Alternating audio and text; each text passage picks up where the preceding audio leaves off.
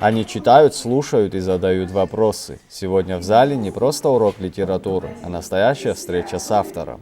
Российская детская писательница Елена Вилена знакомит школьников с героями своих сказок. Да, сказал левый ботинок, я левый. И что? А вот то, сказал он, что я правый, а ты всего-навсего левый. Левый подумал, что ж он такое сделал не так. Ничего он не мог понять, но он съежился, почувствовал себя неловко. На следующий день они пошли вместе гулять.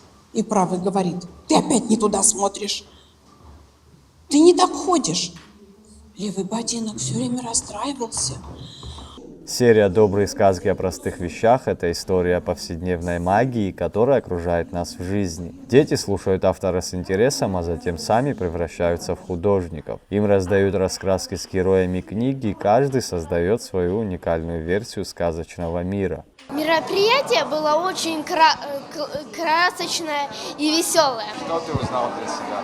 Что виды спорта существовали еще очень давно до наших дней. То, что не надо вредничать, то, что нельзя слушать плохое, то, что надо всегда любить друг друга. Узнала, что в сказке про фонаря я узнала, что не надо слушать то, что чужие говорят.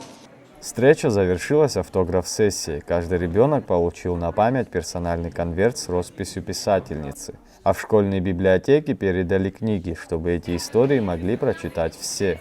Мы проявляем такое особое внимание к чтению у подрастающего поколения. И, конечно, мы видим, какие горящие глаза у детей, когда они знакомятся с настоящим писателем. Это радует. И сегодня здесь вот уже вторая школа у нас. И насколько, да вы и сами видите, эмоции и та атмосфера именно продвижения к интересу чтения, мы видим, что сейчас это важно и необходимо. Миссия делегации не ограничилась литературными мероприятиями. Представители Центра культурного сотрудничества изучили историю Абхазии и посетили Национальный музей боевой славы. Мы здесь, находясь, познакомились с большой историей. Наперед забежать, если все получится, мы будем показывать в России выставку, посвященную архитектуре храма Абхазии.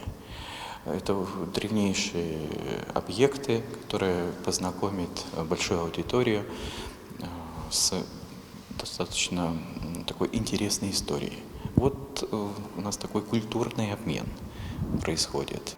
Такие проекты не только развивают детское чтение, но и укрепляют культурные связи. И, возможно, после этой встречи кто-то из этих ребят сам захочет стать писателем. Заур Кварчай, Нала Гухава, Ланг Виквискири, Абазатове.